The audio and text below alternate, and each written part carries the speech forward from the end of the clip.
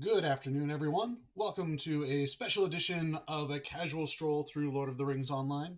My name is Matt Elliott. I go by Sneering on the message boards, and I'm a senior world designer on Lord of the Rings Online. I've been doing this for a very long time. So, in the lead up to the launch of Before the Shadow, we were trying to find different things and different ways to um, kind of introduce what's going on with this expansion pack. And unfortunately, as we announced last week, we did have to push out the release date, but we thought it would be a good opportunity to do something a little bit different, a little bit special for a stream today. So a while back, I had been talking about once we had gotten through all of the strolls through the different regions of the game, we might try to do something a little bit thematically focused for the stream as opposed to region focused. And we felt that with Before the Shadow coming out and a lot of lore of ages past kind of being associated with it, this would be a good opportunity to try one of those theme streams. So today, the theme of the stream is the Kingdom of Arnor. And we're going to be just taking a tour through some of the major landmarks associated with the Kingdom of Arnor and its subkingdoms Arthedain, Cardolan, and Rudar, at least as far as they're represented in the game. So, as with all of my other streams, this is a world design focused stream. So, I'm not going to be answering any questions regarding things like PBMP, lag, um, other legendary items, like other hot topics that might come up, because that's not my area of expertise. If you do have questions about those things, I highly recommend you go to the message boards and ask them there. But if you have any questions about level and world design stuff, I'm happy to answer them the best I can. Um, so, with that in mind, oh, and one other thing too. One of the things I always routinely forget to do as I am doing these streams is forget to have a drink. So I have water and Gatorade here waiting for me. If it's been a while since you've had me have a drink of water or of Gatorade, let me know in chat so that I can pause and have a drink. So without further ado, let's get this started. So we're starting here in Evendim. Way back, we did do a stroll through Evendim. In fact, we've done a stroll through basically every region that we're going through. But Evendim is probably kind of the best kind of anchor point, the greatest starting point that we could have for this kind of stream. This was introduced to Lord of the Rings Online shortly after the launch. I think it was it's our first major landscape update of the game. And Anuminos itself, while it was built, the content within it was blocked off until a subsequent update, at which point players could actually get in and explore the city of Anuminos. So this was kind of our first stab at building an epic uh, city in Lord of the Rings Online. We've done smaller places. I think at that point, Breland and Breetown had been our biggest city, um, and this was really kind of us figuring out how to build something this big. And one of the things you might notice looking at this is there are familiar shapes and forms that our artists who have been on this project a similarly long amount of time have kind of taken and evolved and grown over the years as we approached Gondor. So, anyways, also thank you for those of you that are showing up here today. I know we've got Bull Roar running, which is exciting, and hopefully will give you all a taste of what's going to be coming out next week. And we also have some server downtime happening right now, so this is a good option for you all if you're looking to get your Lotro fix while you're waiting for the servers to come back up. So yes, we are here, and pardon me, the admin camera is a little tricky to use sometimes. Let's go right back to me. So we're gonna just start here at the castle on Tilinun and make our way uh, out of Anuminos. Um, so this was a fun area to build, in part because, like I said, it's the first time that we'd ever made anything of this scope in Lord of the Rings. Um, so we had a lot of kind of learning and figuring out to do. One of the hallmarks of this of this area is the land control system that's happening in here, where you have the forces of Angmar contesting the territory with the Rangers of the North. And the players can help basically flip the keeps, which change and alter what is accessible through the landscape here in the area. So, for example, Tierband is under Ranger control.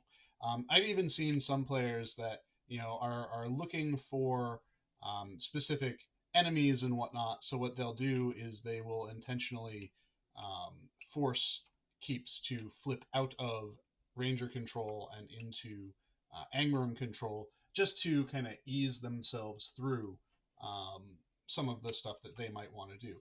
So, for example, this keep here, um, since we just loaded in, is now under control by Angmarum forces. Um, and if I wanted to, I could defeat all of them and subsequently take control of the keep for myself. I believe there are deeds associated with killing the leaders uh, or defeating the leaders of each keep. So very often, again, that's one of the reasons why you'll see players intentionally trying to flip keeps back and forth so that they can complete those deeds effectively. So I do apologize in advance as we're running through this. My a lot of my awareness of everything going on in here is purely from a level design perspective, and not necessarily from a lore perspective. I know a little bit of the lore, but I don't know that I'll be able to answer all of the. Oh, let's help these guys. Oh, the Rangers died too. Oh well. I don't know that I'll be able to answer all of your questions regarding the lore of the space. It was interesting to read, both for preparation for Before the Shadow and for what we're doing next, he says cryptically. Um, Interesting to read a lot of the backstory, and our story people did an excellent job of taking what we know of the Kingdom of Arnor and weaving stories into it and out of it, and finding ways to connect the stories that are going on in here, going on that have gone on within the kingdom in the past, to what players get to deal with in the present, at least um, the present of the game, anyways. So Steady Eddie asks, "Do you support Angmar or the Rangers?" I think I'd lean more towards the Rangers myself. There are not a ton of Angmarum that I'm like, hey, he's a cool dude. I jive with what he's saying. Um, so there's not a lot of Angmarums that I would actively side with. Um, I think the Rangers can be a bit they can be a bit zealous sometimes too. But I think overall, Team Ranger. And depending on the outfits, you could pretend to be a Power Ranger, so that's fun too. Um, yeah, Soft Snake said, "Yeah, I killed them all." Yep, I did. That's the byproduct of that command that I used.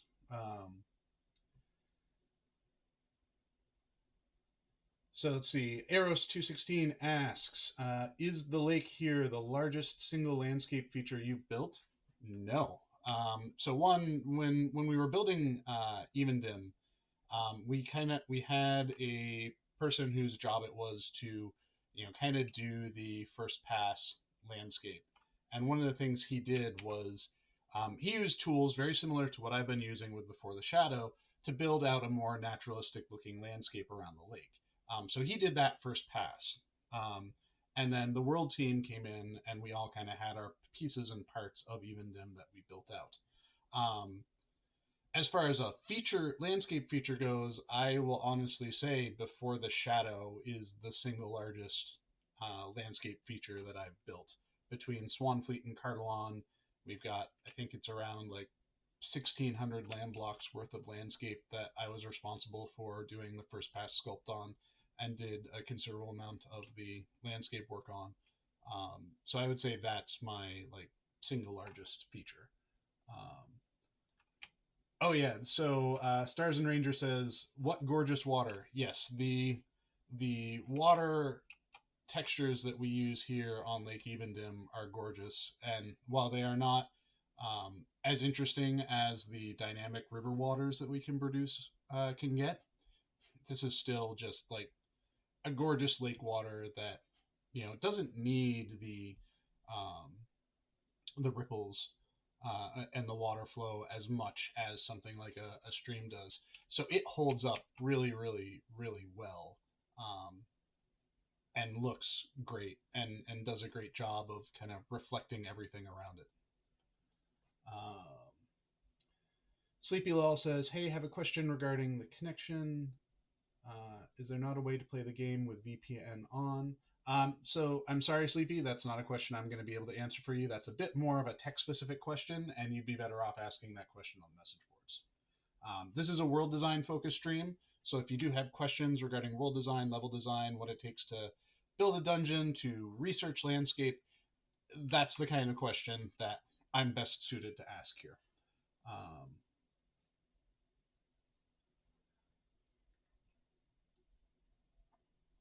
So we've come out of the Numinos, and now we are in the Way of Kings, which is all of the different tombs for the kings of Numinos, the kings of Arnor, aligned this way here.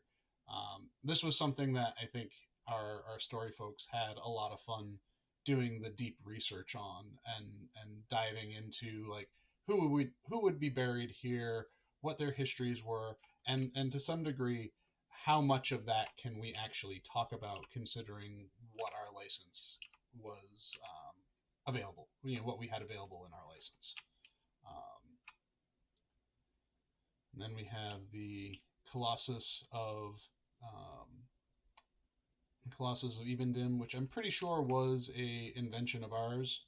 I don't think necessarily that there's anything in the lore specifically stating that this existed, but I think we wanted to have a way to really, indicate.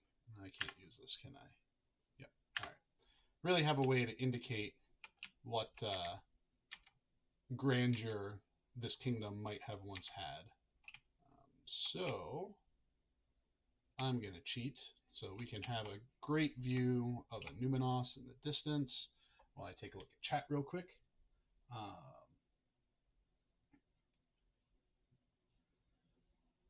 So Steady Eddie asks, "Do you enjoy the challenge of having to design these worlds within limitations of the game engine? I.e., is it an interesting challenge?" And I would say yes, it very much is so. Like I'm someone that I deeply believe that restrictions kind of force everyone to be a little bit more creative and more thoughtful in how they build and how they work.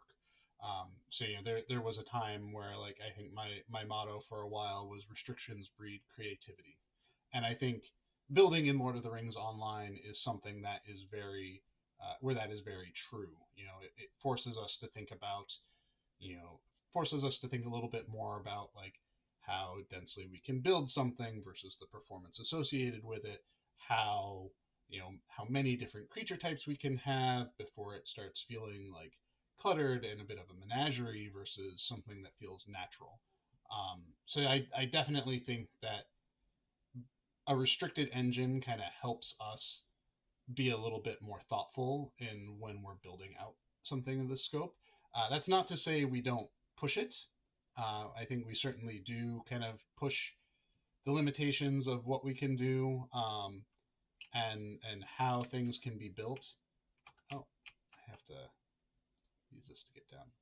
So like there is there's kind of like a back and forth battle on that as far as that front goes. So now that we're leaving Anuminos and we're heading out towards the North Downs, we will see more lovely ruins of of Arnor on our way there. And we'll try to skip through some of these spaces so that we can take a look at them while we're on the way. We're on the way to one of the first like landscape teases I think that we'd ever really done, where in the original game the area that we're about to pass through was was blocked off, and the map had a little signifier saying to Evendim. And I remember in beta, um, before the game launched, there was much like there is now whenever a new map shows up.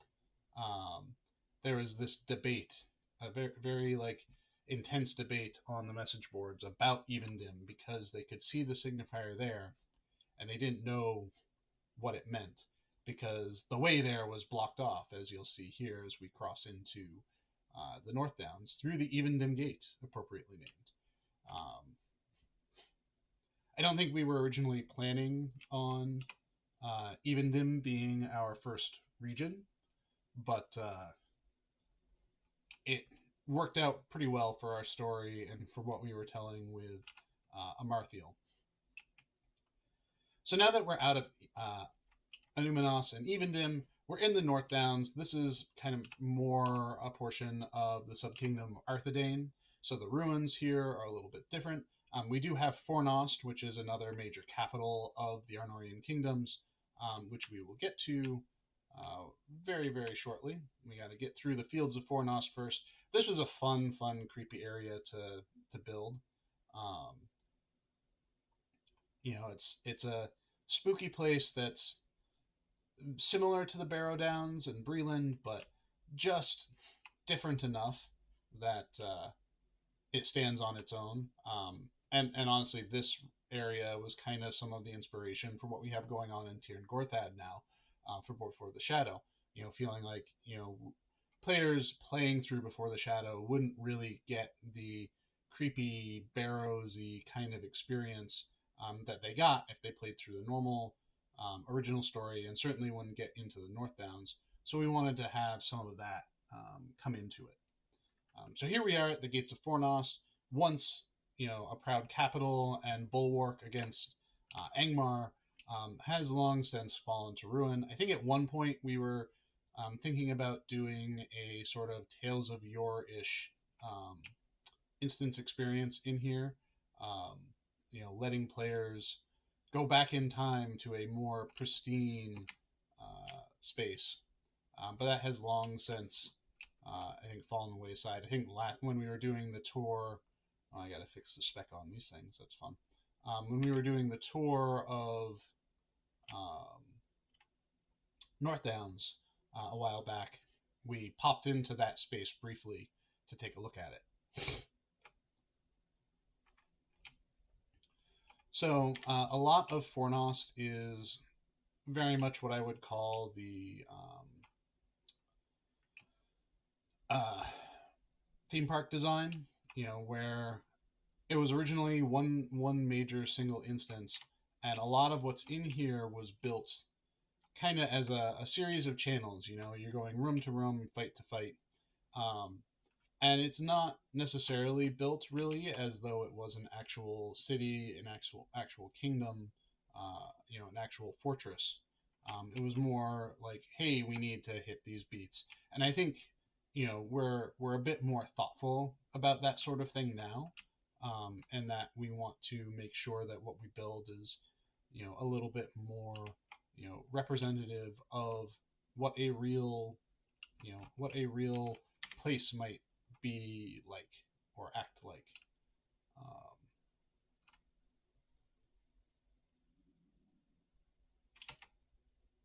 So don't mind me as I rocket jump around. Hopefully no one's getting too motion sick from this. If you are, let me know, and I will do my best to kind of mellow out a little bit on all of this as we work our way through here and up to the entrance of the city. I think like looking at a lot of these things, it's a lot of like building blocks that suggest certain kinds of shapes and forms, but don't necessarily really represent what a real space would be like. So let me just rocket myself up here to the real good view here. I'm not gonna go inside any of the interiors really today, because we've seen a bunch of those already. The idea is to just kind of like overall get a view for, you know, what everything looked like. Don't mind the fire floating out there. That's just the effect. So we'll go down through some more, see if there are any more questions. So Soft Snake GR says the colors of the ruins of Arnor, just like Fornos, are mostly gray brown. Have you envisioned that those buildings had once better colors in the past? So I think, you know, there's certainly historical evidence in the real world of, you know, you look at ancient civilizations, you look at Greece, you look at Rome, you look at how those places look now, and they are these like dull gray ruins. Also, don't mind me, I'm shortcutting my way through because I do want to get to. I want to see if I can get to. Oh crap! Now it's escaping my brain. Uh, Estelden in a timely manner before heading south into Breland. Um, so I think that there's a lot of history, there's a lot in history showing that, you know, what we think of as these, you know, white marble walls and statues and whatnot were actually very colorfully painted pieces of sculpture, pieces of architecture, and I would not be at all surprised if, you know, similar things were true for these civilizations. I mean, you can even look at sort of what we've done with places like Gondor, where there's a lot more filigree and detail in things that just don't exist currently in places like Fornos, and in part because like those are so long abandoned that it's not shocking to think that, you know, they've abandoned, and, you know, brigands have come in to, you know, basically pluck all of the gold filaments off of things. Uh, So we are almost to Estelden. Don't tell anybody that it's there. No one's supposed to know it's there. Shh. But Estelden really acts as kind of the western or the easternmost outpost of Gondorian style or Arnorian style, acting as sort of a like bulwark, sort of a station, as you would, against to observe the movements of Angmar. Um, you'd think people would know it was here with the amount of traffic that was happening through here and still continues to happen through here, but hey, it is what it is. So here we are in Estelden, zooming our way through, zoomy, zoom, zoom, zoom. Um, I think Estelden itself also represents a slightly different style of building and of architecture compared to what we saw already in Evendim and in other portions of North Downs. Like things here are a little bit, you know, blockier, a little bit less fallen to rubble. This does suffer from one of the things that when I revamped Breland, I actively tried to um, improve upon is, you know, us basically shoving ruins into walls, you know, so that we could have playable space here, still give the implications of ruins, but just build right up into the walls. Like things like this aren't usually built this way unless they are, you know, kind of better integrated with the landscape, and this just feels shoved in. It doesn't feel integrated in, and it's again something that I think we try to be a bit more mindful of as we build out in the future. See, a reminder to drink.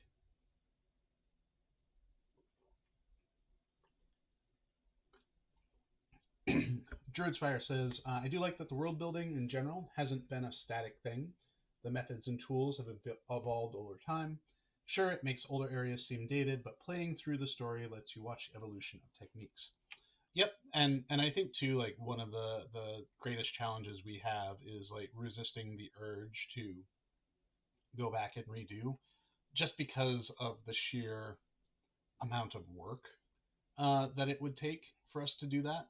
Um, remaking the world to use the modern techniques that we're using, like taking Breland or Ered Luin and redoing it using the same processes that I used to make places like Carbonok and Swanfleet and Cardalon. Like that's a considerable amount of work that we just don't have the time and people power for. Um, but I think one of the things that we're always sort of striving for is to um, do what we can to make whatever new things we create look and feel as modern as we can make them, at least at the time that we're making them. So, like the original game, you know, looked modern by modern gaming standards at that time. And then time moves on. And there are certainly some parts of it that definitely still hold up, and there are aspects of it that hold up that we're, very proud of. But then there are things where it's like we try to go in and clean up where we can. Like the passes we've made on cleaning up after the legendary servers started launching. Those updates started launching. Those are things that we really wanted to try to improve how things looked and felt. Let me pause here. Let me look out over Nenharn. Um,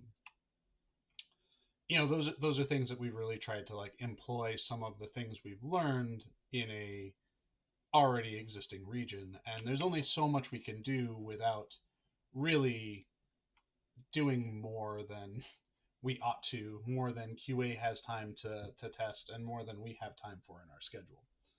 Um,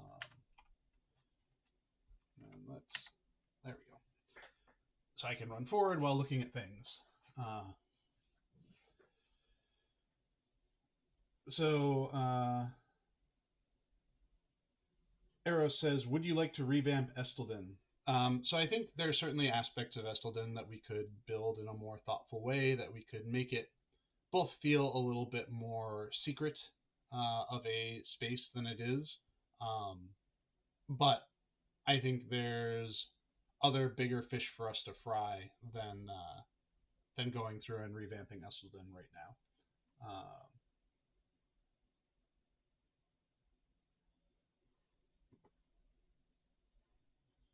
Let's see. Are the so Soft Snake GR says, are the Ettenmoors considered Arnorian style, or are they something from a different time period? So I would feel like Ettenmoors kind of falls into Rudar. So the Rudarim, another kingdom of Arnor, sub-kingdom of Arnor. Of the three, there's Arthedain, Cardalon, and Rudar.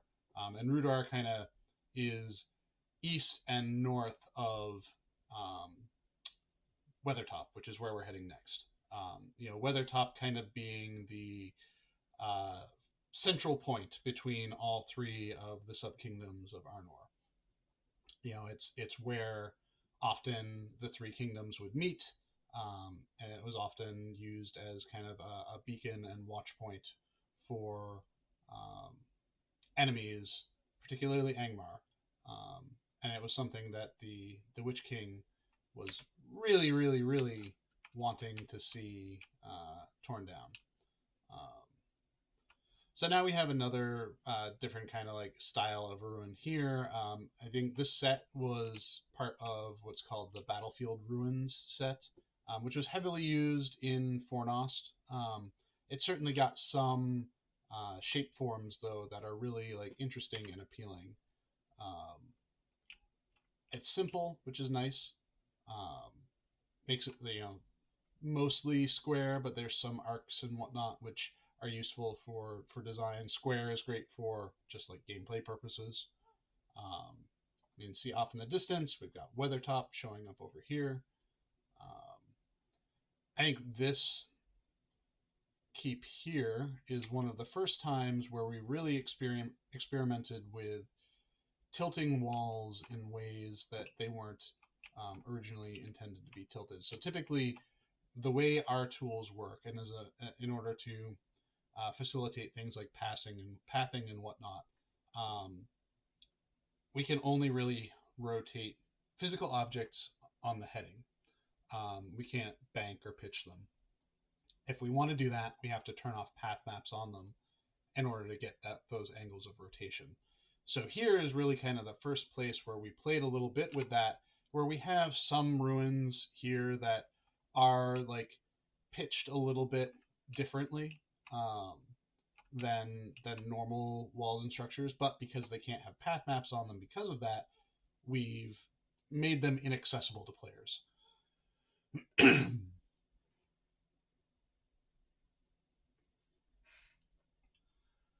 All right, let's see.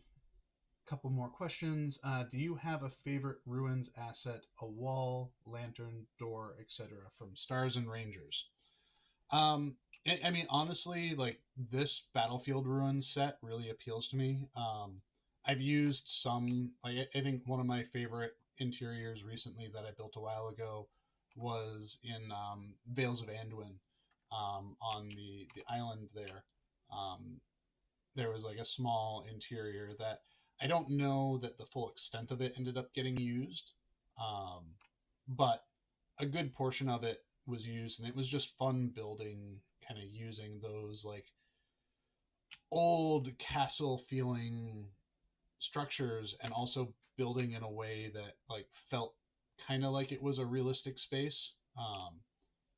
Felt like I think some of our older, particularly the old like castle interior sets, which have these very rounded hallways and rounded rooms, like those don't work very well if you're trying to think about building something that could actually exist. They're great for like gamey purposes, but they're not really all that great for building something that could have been a real or something that would have been built in a way that like made sense for people. Um, so that interior that I built for, that's curious. I wonder what that's about. Um, that interior was really something that like felt like I was building kind of a real old keep, or at least the catacombs of a real old keep. So Weathertop. So now that we're here, to kind of swerve back in. So Weathertop is a place that has seen many changes, both in terms of game lore and lore in general, and in terms of development. Weathertop was kind of one of our first gameplay spaces for the game when we were showing it off to people. See if I can zoom out a bit. One of the first gameplay spaces we had, don't mind me, as my camera clips through the physics. That's what happens. That we had ever built. It was also a 6-person instance at one point that could easily take like 3 or 4 hours to run because of the number of ads and how you had to wrap your way around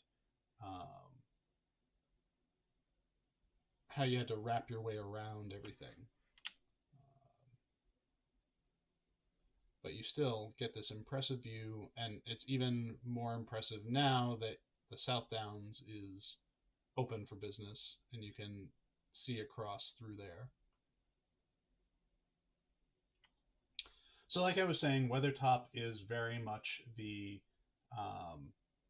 central point, kind of where all of the sub-kingdoms of Arnor kind of meet.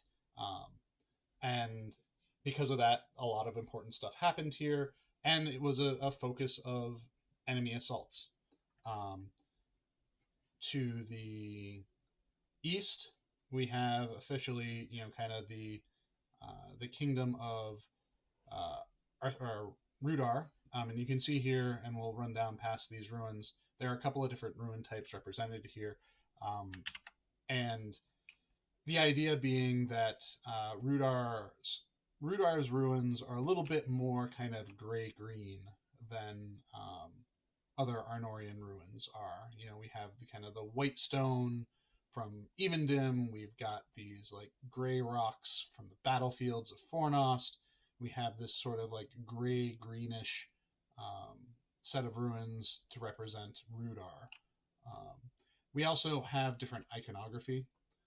So if you look here, You'll see here the crown of Arnor is represented by pine trees, and that's kind of the symbol of the kingdom of Rudar, at least in our game lore.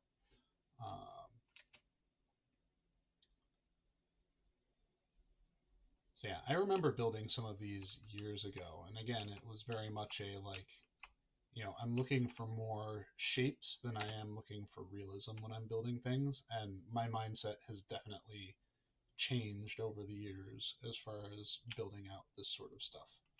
Um, so we'll do our last stop here in the Lone Lands is going to be Oscaruth.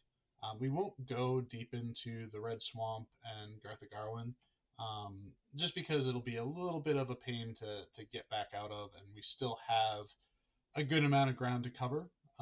We got Cardalon to cover, which is a massive amount of space. So we'll take a look here at Oscaruth. Oh, I didn't even realize this existed. I don't come to this side of Oscaruth very often. The little things people drop in every so often that surprises me. I remember building out the shapes of Oscaruth here and building the interior, which Radagast resides in here. Um, but yeah, like this, walking around at least in the center here, like feels a little bit better to me as a town than something like Estelden, because it gives each of these buildings, sort of an opportunity to actually be kind of a building itself. Um, like it's the buildings are implied by the ruins of the walls, and it doesn't feel like they're just kind of like jammed in everywhere. Um, so this definitely feels a little bit better to me. I could see this being like, oh well, this is big open space. Well, that's because here there were like wooden structures that have long since fallen and decayed.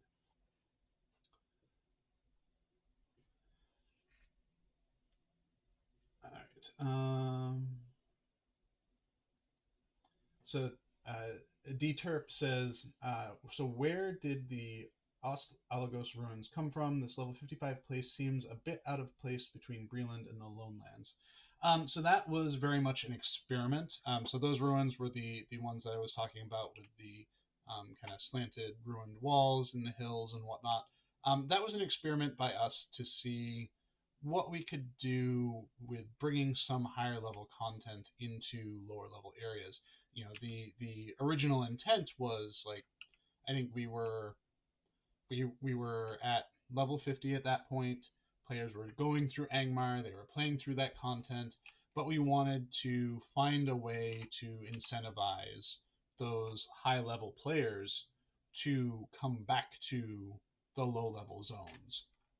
So stuff like that was built specifically to act as a reason for players to come back there, but it was also meant to be kind of like off on its own in its own little space enough that low level players could see it, get close to it, and then realize it wasn't for them. I think the biggest difference between that and a player like a low level player crossing into a higher level zone is the challenge level in general for that area was still low level.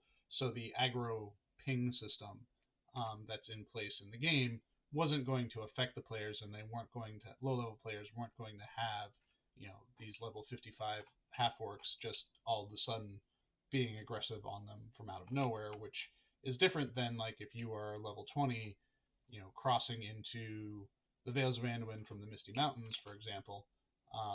You are going to make every single monster that's loaded be very angry at you for being in there. So we'll follow the former impassable of the Lone Lands here to head west a little bit. So we'll head through here, and then we can kind of, once we get towards the Forsaken Inn, we'll hang a left and follow the road south so that we can kind of get into things there a little bit more. Oh, hey, that's a floater. I'll have to remember to come and fix this. So I do remember, like, one of the things I definitely remember about building these spaces here was trying to imply the feel of a interior location without actually having to go into a dungeon. Um, and building those sorts of things is always a little hit or miss just because of the way lighting is, and lighting doesn't always update the way you want it to. We have some tricks that we can use to try to help that along a little bit better, but it doesn't always work out for us. One of the things that we were excited about doing, I think this was a post-launch edition, was basically having this path that sort of connected all of the various southern ruins together in a way that players could just kind of breadcrumb their way through without needing to like fight their way in, do what they wanted, fight their way out, back to the main road, head east, do the same over again. It was a much more intended to be like a convenience feature for players, and I think it worked out well. And I believe there's content now in place that kind of like follows that path as players go that way.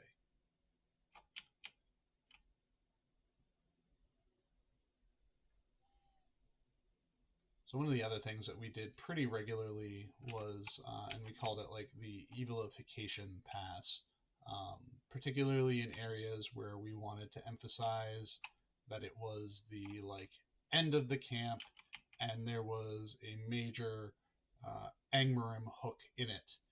And we're not going to really be able to see it right now because of I'm currently cloaked, and I do not cloaking does not cause day file changes. But when you get into places like this, the day file would change to something more ominous and evil, and we would call it the the eviling up of a camp, purely just so that it was even more clear that something nefarious was happening at that location.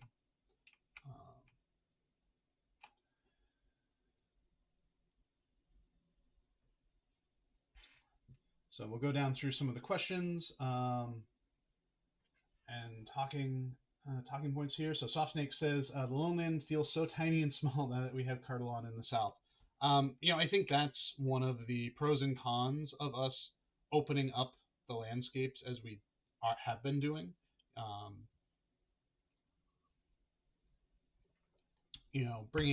Bringing more wide open spaces makes places that previously felt grand on their own but a bit more intimate feel uh, more bare and more kind of like naked to the world. Like it's not as cozy. Lone Lands isn't as cozy as it once was now that the walls to the south are open. And the change as you go between the regions is very stark. So for those of you that like good views, one of the things I was made sure to happen was we made sure we had plenty of great views of Weathertop, as well as Karanost, which we'll see as we kind of surmount the hill here. I believe the far view is set enough so that we can see both Weathertop and Karanost from here. So we'll climb up here. So you can see Karanost in the distance, which is intended to be our, castle of note for the Kingdom of Carlon. And you have Weathertop there in the distance. This might be even better hill to climb up on to see that. I think with Carlon, it was very important for us to make sure that we had these like broad vistas, these open lines of sight, so that you can get this just like almost overwhelming sense of open world. Let's see. So Denry Kamar says, or Denrick Kamar says, what are some of the tricks you use to create a sense of space, like winding roads going around hills? That's actually like one of the biggest tricks that we like to use is using roads and hills and banks surrounding them to draw your eyes towards things.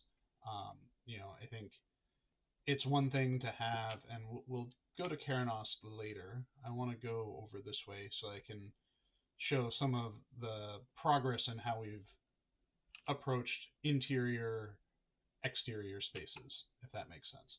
Um, so one of the things we like to use is things like sight lines and other landmarks to help with natural wayfinding. You know, you see a mountain, you want to climb the mountain. You see these ruins in the distance, and you're kind of compelled to go follow them. You look out over the fields, and you see a road kind of like winding through at the bottom of different like gullies and whatnot. You know, just finding ways to draw your eye to the places where you want the eye to be, excuse me, where you want the eye to be drawn. And some areas are easier to do that in others. You know, like the places like the Troll Shaws, where you have very dense forestation, and in the Troll Shaws in particular, lots of steep valleys and box canyons that you have to navigate. That makes it much harder to allow for passive navigational information to occur. Um, you know, places like Cardelon and Swanfleet that are much more wide open. You know, you can rely on the contours of the landscape to help pull players in the directions that you want them to go. One of the things I did in a few spots where, you know, I wanted players to be aware that a monster camp was in a given spot. I had these giant like bonfires going and set those up on far view. So even if you were like in the trees, you know, or like deep in the weeds, you could see the smoke of the bonfires trailing up above, and kind of had that as a clue um, as to, you know, where to go, how to go. So here we are at the back of Hod Nirwi. So this is one of the things I was talking about, how we handle the transition from interior to exterior things. Um, you know, now we use like dayfile overrides, trying to use in here in this space anyways, trying to use you know, rocks and whatnot to obstruct my vision as I'm crossing into a space that has a different day file in it.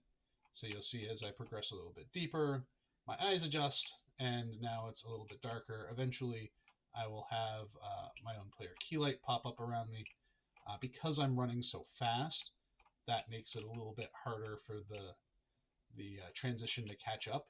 But when you're running at normal speeds or on mount speed, this should be a little bit of a smoother transition.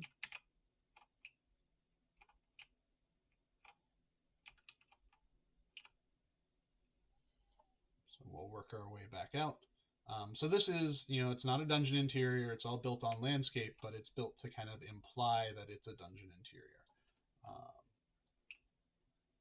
And then we transition out to the normal day file, and the lighting changes over. So Softsnake GR asks, what about the Lost Temple in Trollshaws? Why did Arnorians build a temple back then? So I'm not entirely familiar with the concept and story of lore that went into the Lost Temple. Oh, I think I need to push the far view out on Karanost a little bit more. See if I can't get those to show up a little bit better before we launch next week. So I'm not entirely certain about the lore and story perspectives of that.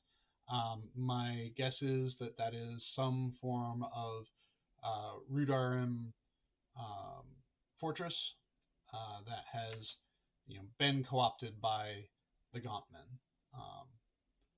You know, it's been abandoned for a very long time, and you know, bad stuff happens when you abandon your house. So as far as so next question, we'll go through here. Yao asks, what did you do with the former abandoned Bree-style village that was south of the location before the impassable that is now buried? Is it now buried underneath the ground, or is it removed? I did stumble across a number of different bits of villages and camps and whatnot that became buried underneath the ground as the height map of um, Before the Shadow came to be. There's one thing that I did come across that players very often spoke fondly of it, and I did not remove it, and that was the graveyard in the Old Forest. That still exists. It's now freely and easily accessible, so you don't have to juke your way through physics to get at it. And it's close to a quest, like a small quest hub space.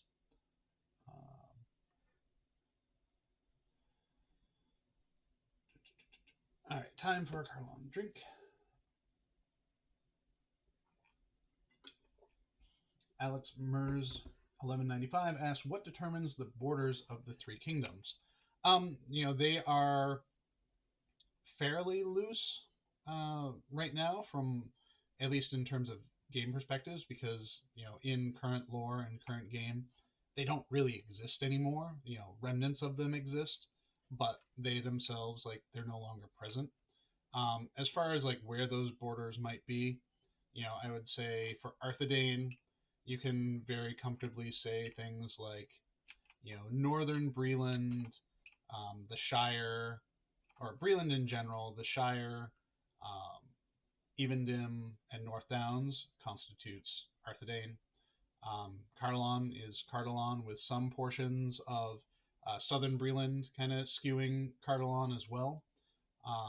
And then Rudar basically being everything from Weathertop to the east to get to the Horwell, and then north from that wedge basically up into the boundaries of Angmar.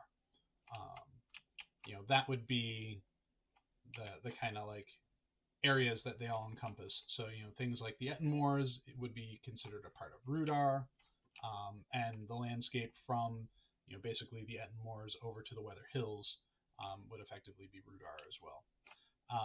So this space here, when we were talking about building Before the Shadow and building Cardalon, one of the things that I set out to do as a prototype was to sit down and see what I could do to build ruins that felt like they were part of a city, using what we had, using the Arnorian ruins as a footprint, because those ruins were never really built to be thought of as as cities. They were more just like building blocks that we could use to make a playground. Um, so that was important to me in the like pre-concept portions of this, was to feel like I could make something that was once inhabited and made sense to be inhabited. And then you're probably noticing that theme of mine through all of this, because that's really something that I felt was important for us to represent as we were building out all of this.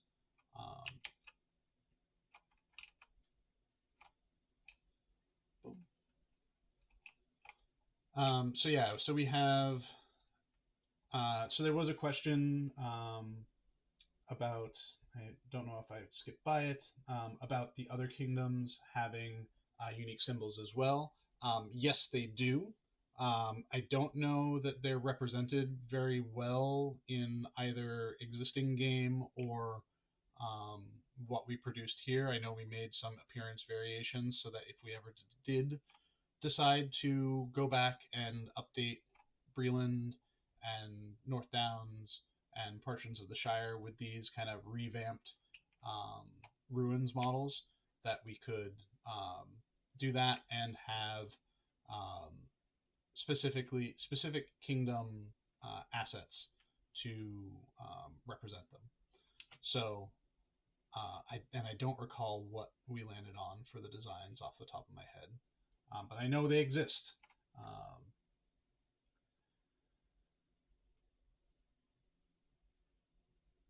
All right, let's scroll down, and I think I'm gonna end the stream at Garaband. So I'm gonna read a couple more questions while I start the run there. And that is another POI that I might need to increase the view distance on just a bit.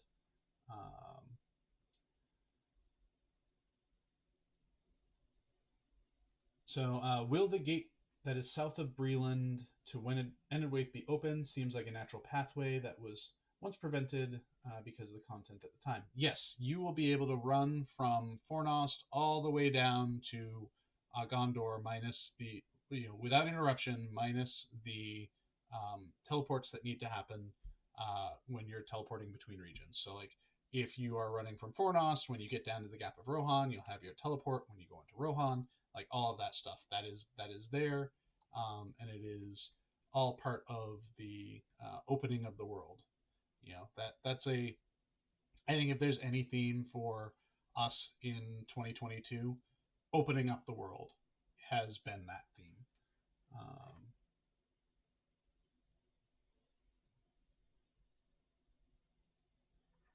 Um, so Eros216 asks or says the skies in Breland and the Lone Lands are more similar to each other than either are for Cardalon. What inspired the deep blue skies here?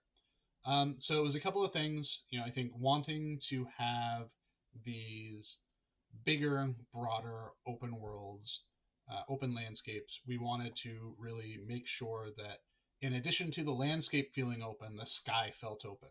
And while the clouds that we have, like in our other regions, look great, and I think they still hold up fairly well, um, they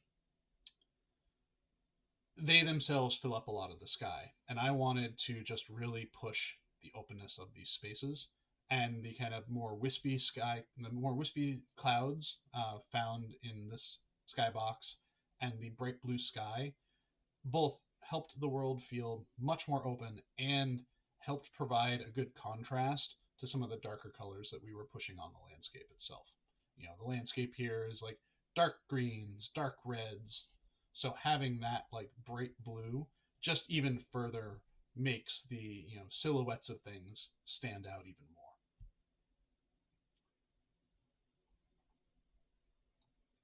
So we will get inside here, and I will hit the rest of the questions, and then I think it'll be about time for us to wrap up the stream.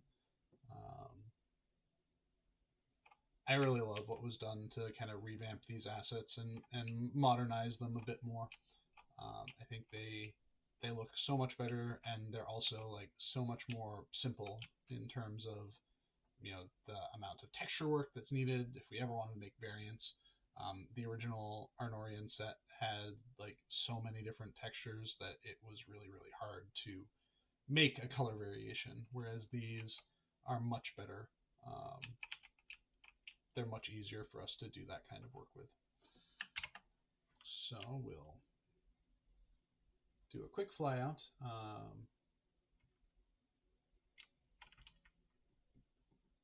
Get a view of.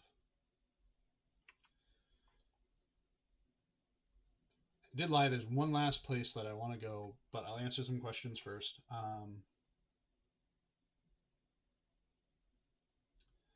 So Talarian asks, is the sliding effect from the surface determined solely on the height difference, or is there a player should slide down this surface effect applied? Sometimes it feels you should not slide, but you do, and other times it seems the other. It's so for that he's talking about for any surface, whether it's terrain or a physics object, at a certain angle, your character will slide down on it, and it is very specifically programmatically set at a specific angle. I'm not sure what that angle is off the top of my head, but it's very possible that you could be standing on a surface that is 1 degree off from what the you must slide thing is, and you wouldn't slide walking down it. One of the things we tried to do with Swanfleet and Cardalon was to kind of push the concept of what was traversable. Um, what you could walk up, what you couldn't. And I think while there may be some slopes that feel like they may be a little too steep to be climbed, I think the value of that much more the traversable freedom is uh, is a win over a couple of slopes here and there that feel like I should slide down them.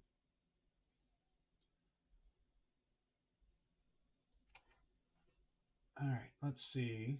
So as the tease for the end of this, we're gonna go to one of the spots that it wouldn't be a major landscape update if something like this wasn't added to just drive you all a little crazy until 15 years down the line we eventually add the thing that it was teasing. Um, we come up here against these ruins that are blocking your road south to whatever whatever is south. Um, Previously, it was you could walk all the way through and get up to those spikes there, but now it's gated off in current beta. So sorry, everyone that was hoping they'd get out to see the world beyond, get out to see Minhiriath, but Minhiriath is currently closed for business. um, So we'll go through these remaining questions and comments, and then I think we'll call it a night since we're just a little bit over time. Druidfire says, I love the fact that there's all this new land coming and only one portal that's found. So many ways to get to Cardolan Swampfleet overland. I'm certainly happy to deliver that. That was one of our goals with building it. I'd love to see more IRL atmospherics happening, like sundogs, moondogs, and actual moon phases. I know that would be a huge ask. Some of those things are a little bit more work. Some of those things we just don't have the capability of in our engine currently, but who knows what we might be able to pull off in the future.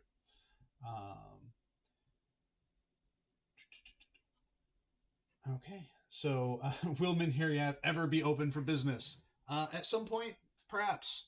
Who knows when we'll get to that sort of thing? But it is one of those things that I like to tease, both where we have Minhiriath here, and we have in Mossward, Western, and Edwaith. Those are kind of both of our teases to future content. Not necessarily what we're working on yet, because I will say what I'm working on right now is nowhere near Minhiriath or Western Edwaith, and what we'll be working on for the remainder of the year is neither of those things as well. So, all right, everyone, thank you so much for spending your afternoon with me. Thank you for asking the questions and for joining me on this tour of the Kingdom of Arnor. I did not go very heavy into the lore, but I'm certain if you are interested, there are plenty of spaces online, wikis, and even other knowledgeable players that you can ask about the history of these three kingdoms and of Arnor in general.